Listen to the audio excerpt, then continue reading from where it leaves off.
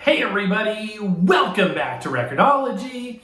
This is going to be fun. So today I wanted just to share with you my latest record finds. This is my haul from this past weekend. Now I don't buy this many records every weekend. I just wouldn't have room for it. But at the same time, every once in a while, it's kind of fun to go crazy, especially if you get great deals, which is what I was able to do this weekend. Now, the big news was Record Store Day on the 22nd, which was last Saturday. And if you want to see what I picked up for Record Store Day, go check out that video that I posted. I think it was on Saturday. I think I posted it the same day. Anyway, go check that video out and you'll see what I picked up. And also an update. Many of you have asked about the Dolly Parton record that I was searching for. A friend of mine has generously picked it up for me, and I'm going to reimburse him and pay for shipping, and he's going to send it to me. So a couple of you have offered to do the same, and I thank you for that, but I'm good, and I really appreciate you guys even thinking about that. Okay, so while I was out at East West Records, I also bought a grab bag. It's something I alluded to, and we are going to be giving away our own grab bag coming up pretty soon on this show. We've actually got a lot of free items to give away coming up on Record-ology. More on that in the near future. But I did get a grab bag for myself as well. And I wanted to share with you the records that were in there. And I also want to share with you the records that I just bought at another shop out near Tampa, actually south of Tampa in Sarasota. I found a record shop called Salty Dog Records. Cool little place. I'll tell you about that in a minute. But I wanted to show you the cool stuff I got out of the grab bag. I was actually kind of surprised. Usually the grab bags for me aren't like full of stuff that I like, but I actually got quite a few good things. And this was the first one. So this is Greatest Hits of Tony Bennett. Tony Bennett, and this is a Columbia 2i, as you can see there. The two eyes of this Columbia label. This is CS8652. And it features 360-degree stereo sound. So this ought to be really good. It's in pretty dang good condition too. I wouldn't say it's, a VG plus, but maybe a VG. And I usually don't talk in terms of ratings, but that's just the way it is. Okay, next up, Jim Reeves. And again, this is all relative. I know this all may be junk to you, but this is stuff to me that I want to listen and hold on to. These records are records that, if I come across them in the way that I did, I would keep them. Would I go out and seek these out? Probably not, but they're good enough for me to want to hold on to. The next one is Jim Reeves. See old Jim Reeves quite a bit. This is on RCA Camden, Camden being the budget label for RCA, and on the back there, I mount my records in a sleeve on the back, usually, especially if it's a vintage cover. I don't want this to split at the seams any more than it already has. So unless the cover itself is in amazing condition, like new records, I usually mount the record in the back there. So it's inside this, and then it's further inside a poly sleeve. The opening to the outer sleeve is here. The opening to the inner sleeve is up here. So it protects it really nicely. Anyway, this is Camden. This is a mono edition, by the way. This is, what is this? Camden CAL842. Next, I picked up this Thunderball, The Man from U.N.C.L.E. This is basically 60s spy music, and I love that stuff. I love that stuff. This is Design Records. It's a Pickwick label, and it's got on it The Spy Who Came In From the Cold, From Russia With Love, I Spy, The Man from U.N.C.L.E., and other secret agent themes. And this is DLP 206. I think that's what it is. Yes, 206. So that was cool. Next up, at first glance, I was going to, what's this? This doesn't look like anything I like. But it's a compilation album. It is a K-Tel compilation. And I'm going to keep it for a couple good songs on there, but especially The Devil Went Down to Georgia by the Charlie Daniels Band. To have that on vinyl is cool. This is K-Tel WU3530. Next up is another Jim Reeves. I've seen this before, and I just think it's a colorful. I like the layout. I love orange. It's my favorite color. This is an RCA Victor. The other one was Camden. This is a Victor mono release. You don't see the RCA Victor mono label as much. This is RCA Victor LPM 2890, and for RCA LPM was literally LP, long play, mono. That's what that means. So the designation on the stereo one will be different.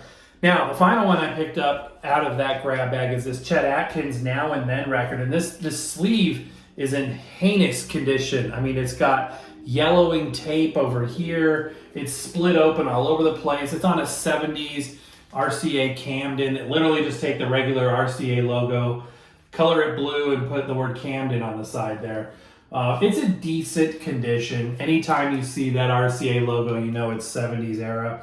So this is VPSX 6079 stereo. And it's also labeled on here as CAS 2182. I'm not sure why the discrepancy there. But anyway, I did listen to this, and it is crackly, but it's good music. It's still, the crackle adds to the ambiance. So those are the finds out of that grab bag from East West Records that I picked up on the same day as Record Store Day. Fast forward to Sunday, which would be yesterday as of the filming of this video, and I went out to Sarasota and picked up some records out there. Did pretty good for the stuff I like. I did pretty good. So I was encouraged when first I walk in, very nice people, very small record shop, but it had a unique, turned out to be a very good selection. If you like rock, if you like punk rock especially, this would be a treasure trove for you. It was like punk rock heaven. They had so much punk rock stuff. But they also had a Rat Pack bin. And I was like, what?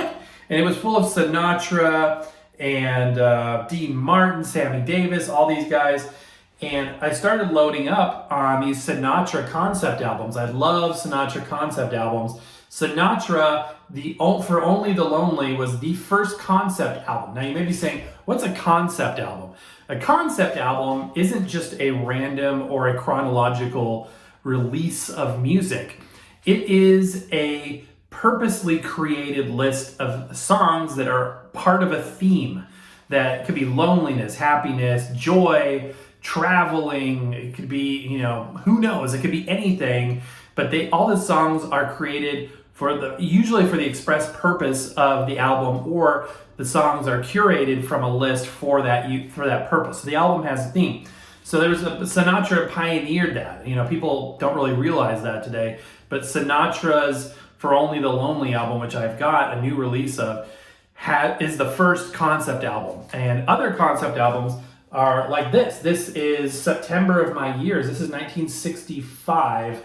And this is on Reprise, which is Sinatra's own label. Now you may be thinking, isn't Sinatra Capitol? Well, Sinatra was on Capitol. Before that, he was on Columbia. And before that, he was recorded on Brunswick and other big band labels. But he is closely associated with Capitol and later with his own record label, Reprise, which ironically enough mostly used the old Capitol Studios, but it's its own legal entity. So a lot of the Rat Pack stuff ended up being on Reprise. So September of My Years, this is Gordon Jenkins background music, a lot of strings, violins, sort of a 60s swinging sound still, but the songs are more somber. And they're designed to evoke the feelings of getting older. He turned 50 the year this came out, and it was all about getting to middle age and coming to terms with age and things like that. And I think that makes for very, very good music. It's got one of my absolute favorite Sinatra songs on here, which is "It Was a Very Good Year." If you haven't heard "It's a Very Good Year," YouTube search it. Just search Sinatra, "It Was a Very Good Year." It is so evocative. It's a story song. It's a ballad. And this is fantastic. So this was $7.99 in very, very good condition. This is Reprise F104.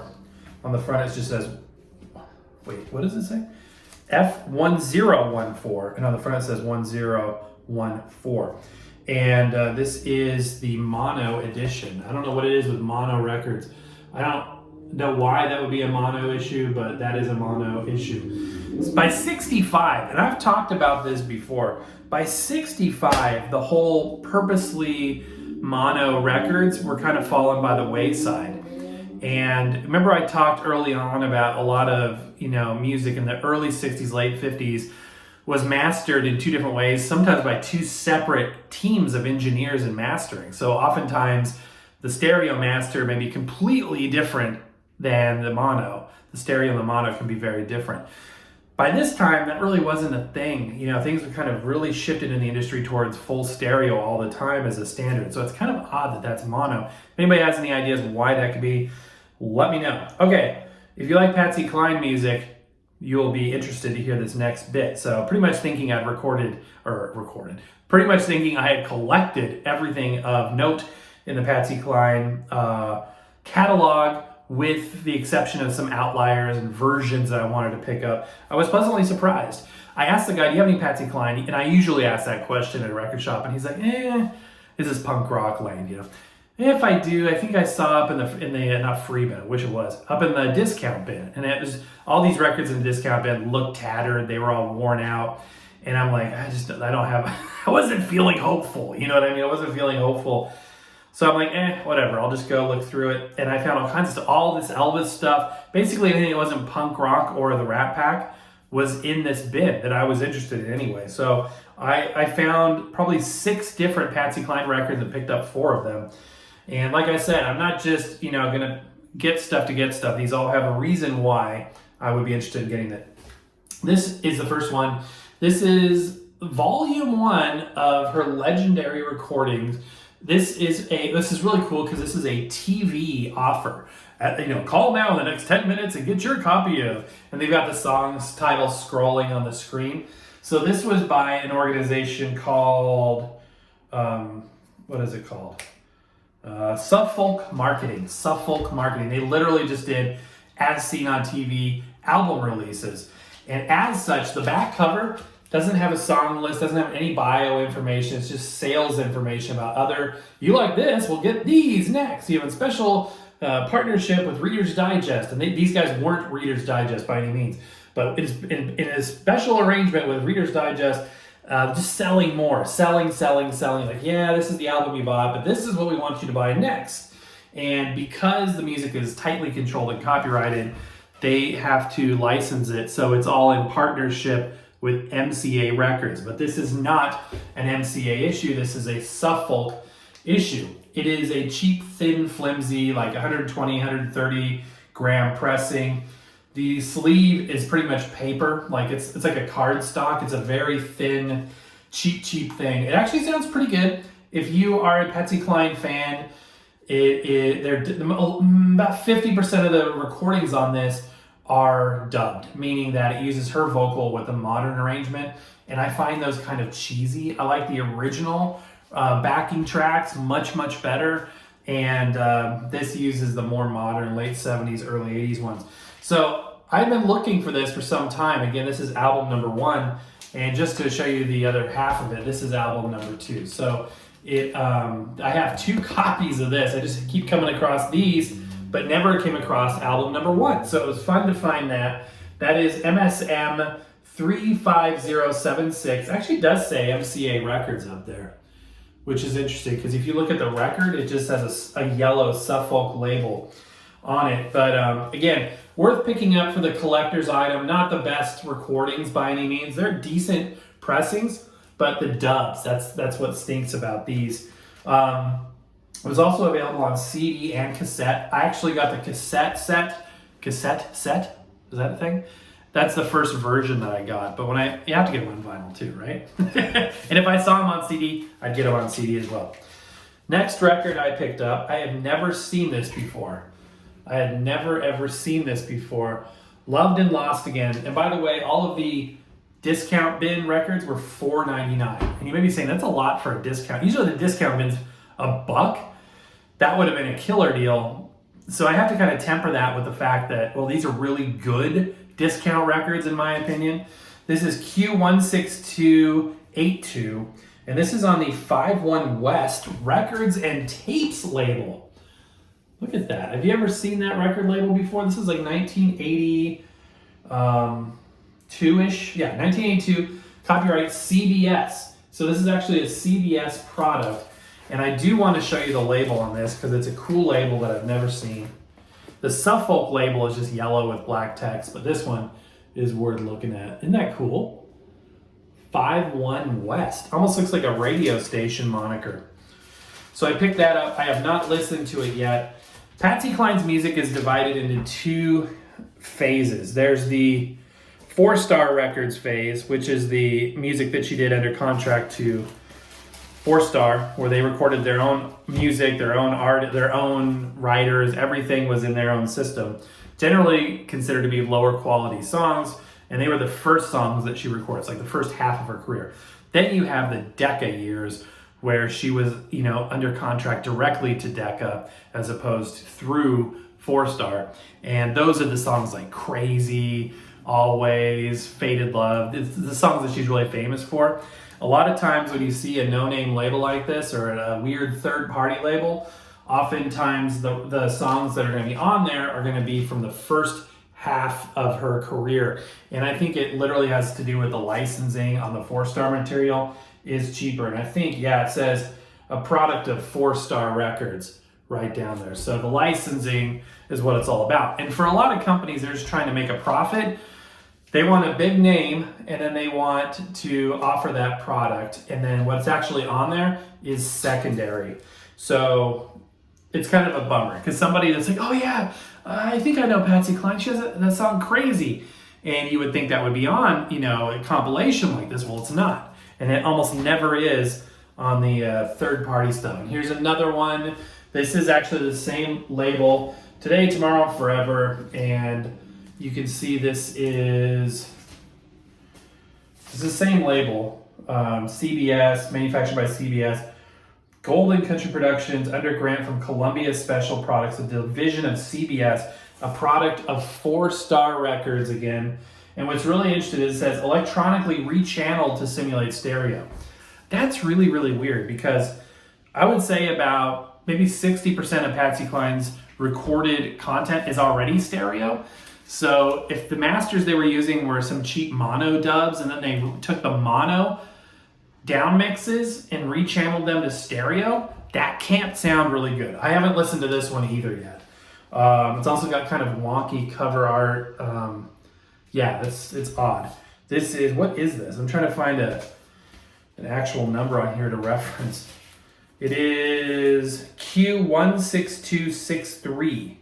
16263, 51 West. And what's weird is it doesn't say 51 West anywhere on, it does down here in the corner. Okay, so I got that. And then the last record I picked up is, I learned a lot about this record from you guys because I used to think that Country Great was Patsy Cline's debut album, self-titled Patsy Cline, DL8611, I think that's what it is, with a new cover. But because the song list was the same, but somebody's like, no. They actually have, because at the time, I thought this was the only way you could get the CD release of her first album was by buying Country Great. And somebody's like, no, it has 2 missing songs. There's 2 songs that are missing on Country Great. Other than that, it's identical to her debut album. That being said, an interesting collector's piece. I had the CD. I figured I'd pick this up too, and more from a collector standpoint. This has a very interesting kind of late 70s, this is early 70s. I take that back. I was going to say late 70s. This is early 70s MCA label. I've never seen this actually I've seen it. I just didn't have one of these. MCA, and look at that, Coral. Coral is to MCA what Camden is, Coral is to MCA. Yeah, that's what I said. What Camden is to RCA. So there you go. Kind of a cool label, and we'll have to give that a listen. So that's my latest haul. Thank you for indulging me. I'm gonna do a little show and tell, which I always love show and tell day. And pretty good deal. I think I paid right around $41 for all of this, including the grab bag. In the grab bag, there's still a stack of records this thick that I will be donating to good cause, mostly giveaways. So stay tuned for that. There's some titles in there you guys might be surprised on. So some really good titles. So stay tuned for that, and stay tuned for more fun. If you want to see what the Salty Dog Record Shop looked like, check out the short video that I uploaded before this. You'll be interested to find out. Also posting it over on TikTok if you want to check it out over there as well. Also, a reminder, if you didn't get your 45 adapters, we're still selling a limited edition Guava. Don't know how long that's gonna be available. So if you want the Guava edition, check out the link down below. And also a link to my wife's channel, Rain's Place, if you wanna see some of our Florida adventures, including, there's even a little record hunting in the latest episode. So you'll wanna check that as well. My friends, that's gonna do it for today. Happy record hunting, and we'll see you next time.